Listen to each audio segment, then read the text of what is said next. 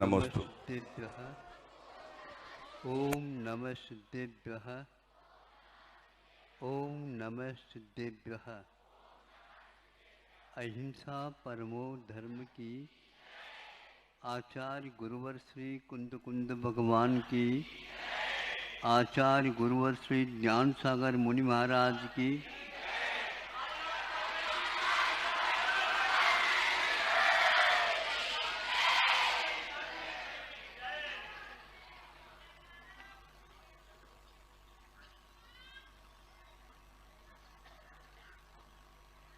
असंख्य नहीं अनंत जीव है।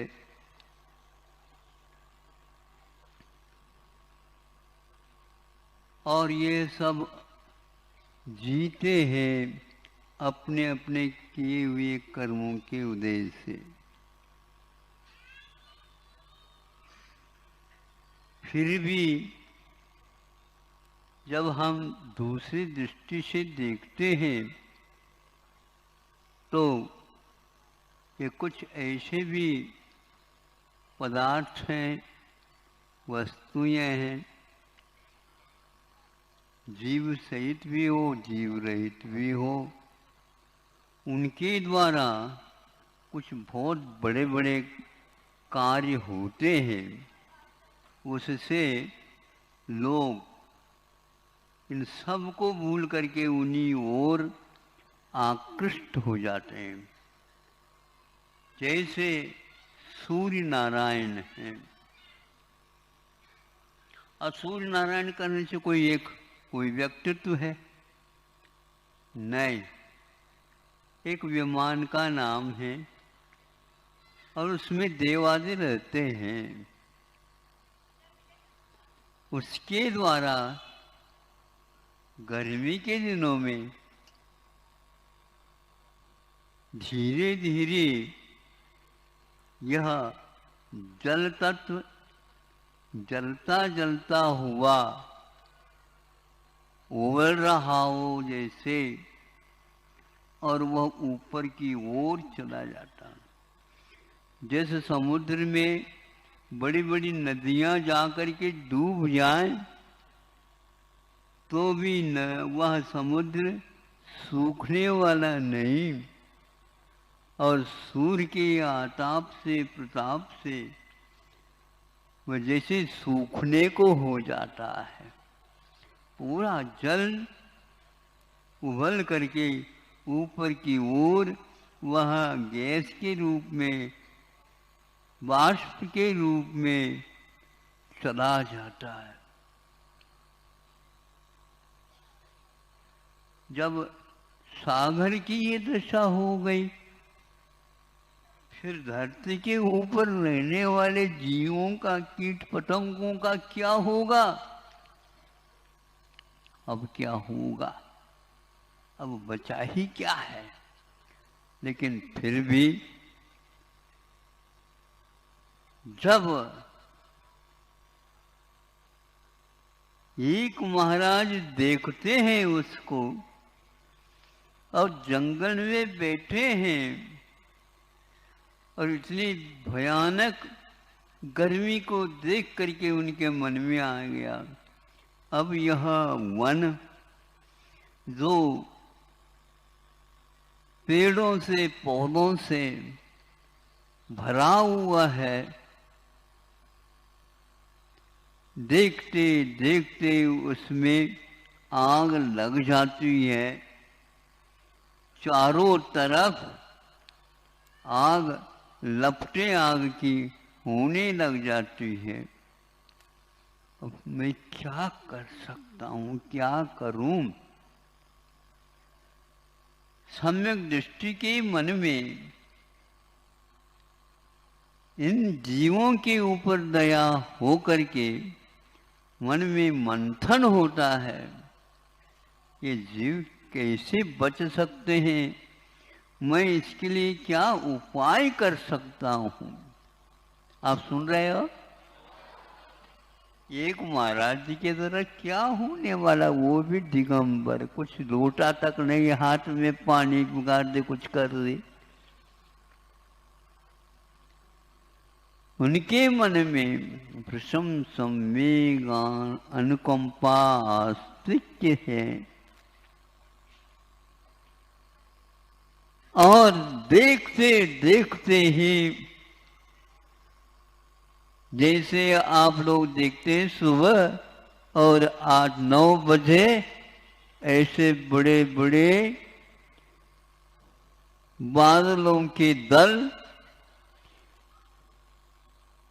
और आ करके इधर धीरे धीरे खिसकने लग जाते हैं और जो कुछ भी गर्मी थी वो सब शांत होने लग जाती है। लेकिन ये पूरा वन जल रहा है, कैसा होगा? 5 मिनट भी नहीं लगा। उस दया के प्रताप से आचार्य कहते हैं पूरी जंगल के ऊपर ऐसी वर्षा हो गई, पूरा का पूरा शांत हो गया। अब हम पूछना चाहते हैं ये किसका परिणाम है? तो आचार्य कहते हैं तप के साथ अनेक रिद्धियां प्राप्त हो जाती हैं और उन रिद्धियों के द्वारा और भी सम्यक दृष्टि होंगे, और भी मुनि महाराज होंगे, उनके पास भी दया है, वे भी ऐसे भाव करते होंगे। हाँ, करते होंगे, क्योंकि विपाक विषय धर्म ज्ञान अथवा उपाय विषय धर्म ज्ञान अथवा अपाय विषय धर्म ज्ञान, मैं क्या उपकार करूं, मैं कौन सा ऐसा कार्य करूं जिसके द्वारा इनके ऊपर जो संकट आया है ये सब समाप्त हो। मैं क्या उपाय कर सकता हूं जिसके द्वारा यहाँ पर ऐसा शीत लहर हो जाए जिसके द्वारा ये सब जीव बच जाएं। स्वयं के बारे में कुछ भी नहीं सोचता, लेकिन स्वयं के बारे में ही सोचा जा रहा है। मेरी दया किस काम की, मेरी करुणा किस काम की? ऐसी ऐसी बातों को देख करके यह सम्यक दृष्टि के मन में यदि उत्पन्न नहीं होगा तो क्या मिथ्या दृष्टि के दृष्टि में होगा? ये हो ही नहीं सकता। वस्तु का स्वरूप का चिंतन करना अलग है और मोक्ष मार्ग में अहिंसा धर्म का चिंतन करना अलग होता है। और सब शांत हो गया। अपने बारे में मैं ध्रुव सत्य हूं, यह ज्ञान इन लोगों को नहीं है, इसीलिए यह बच जाए तो संभव है कुछ तो इसमें से निकलेंगे, सोचेंगे, विचार करेंगे। ऐसा करुणा भाव हृदय में आ जाता है। दूसरे की पीड़ा अपनी करुणा की परीक्षा लेती, पर की पीड़ा यहां अपनी करुणा की परीक्षा लेती। सम्यक दर्शन है तो वो चुप बैठ नहीं सकता, वो देखता रहता है। मैं भी ऐसा चाहता था, अब क्या, अभी दृष्टि मिली है, इसलिए दया का होना जैसे बादलों के होने के उपरांत वर्षा का और मेघ गर्जना का और बिजली का होना ये स्वाभाविक है। ऐसे सम्यक दृष्टि के भीतर प्रशम सम्वेग अनुकंपा आदि होना अनिवार्य है। यही सम्यक दर्शन का अस्तित्व है। तो असंख्यात जीवों का एक साथ उनके निमित्त से कल्याण हो जाता है, राहत मिल जाती है। और यदि मान लो वर्षा नहीं हो समय पर तो बीज बोना ही संभव नहीं होगा। किसान बादलों की ओर देख रहा है, बीज की ओर नहीं। किसान बादलों की ओर देख रहा है, कभी भी गिर सकती है, वर्षा हो सकती है। इसलिए जो ही हुई त्यों ही वह बीजों को भीतर से निकाल करके और बोना प्रारंभ कर देता है। इस वर्ष की गर्मी वैज्ञानिकों का कहना है वर्षों का यह रिकॉर्ड ब्रेक करना है। वर्षों का दिल्ली में सुनते हैं 40 साल के बाद इस प्रकार बारिश, क्या दिल्ली में पानी की बहुत कटौती रहती थी। वहाँ के सांसद ने या और उन्होंने ऐसा कहा था कि हमारे यहाँ पानी की कटौती हो रही है, घर घर में जाकर के पानी घुस गया।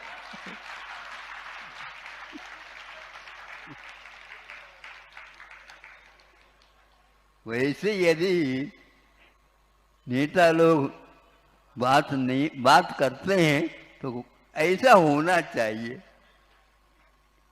अब कितने वर्ष का जल है क्या पता। ऐसा मत सोचो चुनाव तक हो जाए फिर बाद में पुणे गर्मी आ जाए। नहीं, यह हमेशा 4-4 किलोमीटर का वह जमुना दिल्ली के भीतर आने के लिए और वह एक प्रकार से उस सदन का प्रक्षालन करना चाहते हैं, क्योंकि उसमें न्याय के अलावा और कुछ दिया नहीं जाता।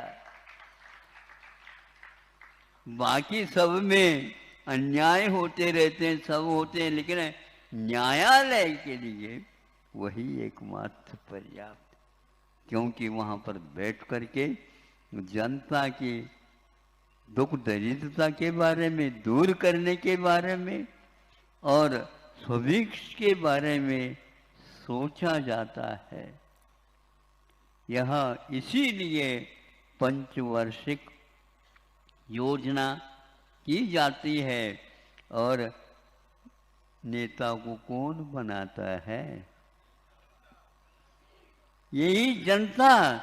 हमारे नेता लोग ऐसे कार्य करें जिसके द्वारा हम वो बिना पूछे बिना कहे हम उनको चुन करके लाए, ताकि सभी का भला हो। इस प्रकार गृहस्थ होकर के भी चाहते हैं और इस प्रकार कार्य नहीं होते ऐसा नहीं, कार्य होते भी हैं। आप लोगों को चाहिए, पहले राजा अकेला होता था, आज आप ही राजा के रूप में हैं। अपने इस समूह में से एक आध व्यक्तित्व को वहाँ पर बिठा करके सभी की ओर देख सके।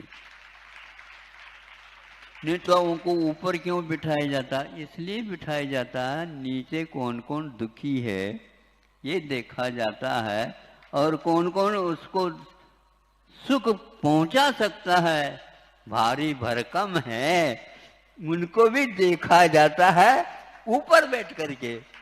नहीं तो आसन के ऊपर बैठ करके नींद थोड़ा लेना है। आप बताओ, नहीं बैठने के लिए है ही नहीं, क्योंकि जितने भी नेता लोग हैं वे सारे चुनाव में खड़े होते हैं। जब तक वह 5 वर्ष नहीं होता वो बैठ ही नहीं सकते, अन्यथा चुनाव में खड़े क्यों होते वो? बोलो, पीछे वाले लोग भी बैठ तो जाओ, चुनाव में यदि नहीं खड़े हो तो सभी खड़े होते हैं। मैं सोचता हूँ ये 5 वर्ष कायोत्सर्ग कैसे करेंगे? ये 5 घंटे नहीं हो रहा, ये 5 वर्ष कायोत्सर्ग कैसे कर रहे हैं? इन 5 वर्षों में कुछ ऐसे मंत्र हैं, ऐसे समय संकल्प भावना धारणा सबका भला हो। तो इसीलिए भारत की ओर विश्व देख रहा है। हम इस विश्व में जो कुछ भी हलचली हो रही है, भारत के निमित्त से यह सब शांत हो जाए। क्यों नहीं होगा? शांत ही नहीं प्रशांत हो जाएगा, गुणित क्रम से हो जाएगा। क्योंकि भारत ने कभी भी किसी में भी आज तक 15,000 का ये रिकॉर्ड है, एक वैज्ञानिक ने या और शोध प्रबंधक ने इसको निकाला है और गिनीज बुक में लिखने योग्य है। वो ऐसा कहा, वो क्या है बताओ? समय तो नहीं हुआ अब? नहीं, ये लोग बहुत दूर से आए हैं, भले ही चल करके नहीं आए, गाड़ी में आया है। वो तो बताओ, वो है लिखता है प्रत्येक राष्ट्र में यह घटना घटी है, किंतु 15,000 वर्ष में भारत में तो नहीं घटा। क्या नहीं घटा? किसी भी राष्ट्र के ऊपर चढ़ करके भारत उसको अपने अधीन करने का प्रयास नहीं किया है। भारत का नाम इसीलिए सब लोग लेना चाहते हैं। आप लोगों को चाहिए, यदि इतिहास को कायम रखना है, सुरक्षित रखना है, इस इतिहास कहो संस्कृति कहो, एकार्थवाचक है। भारत की संस्कृति अपने आप में अन्य देशों से बहुत पृथक है। वह वन में जो घास होते हैं उसके बीज होते हैं, उसके रोटी बनाने करके खाने वाले यहाँ की संस्कृति की रक्षा को करने वाले थे। और आपको बीज बोने की बात करो, बीज के खाने में तो सब कुछ खा जाएंगे आप लोग, किंतु बीज को सुरक्षित रखो, समय पर वर्षा को देख करके सब सुभिक्ष हो, सर्वत्र सुभिक्ष हो, ऐसा भाव करते हुए किसान की भांति आप लोग इस देश में जो धर्म है, जो एक प्रकार से अद्वितीय माना जाता, कहीं भी इस प्रकार का धर्म हो नहीं सकता, जो अहिंसा धर्म है, रत्नत्रय धर्म है और दयामय धर्म है, वह एक प्रकार से रिद्धि होने के उपरांत भी वो अपने लिए नहीं करते थे, क्योंकि उसी आग के बीच में बैठ करके आत्म तत्व का चिंतन चल रहा था। चाहे तो उसके रिद्धि के माध्यम से अपने आप के बचाव कर सकते, पहले से ही बचे, वो कभी भी उसमें नष्ट नहीं हो सकते।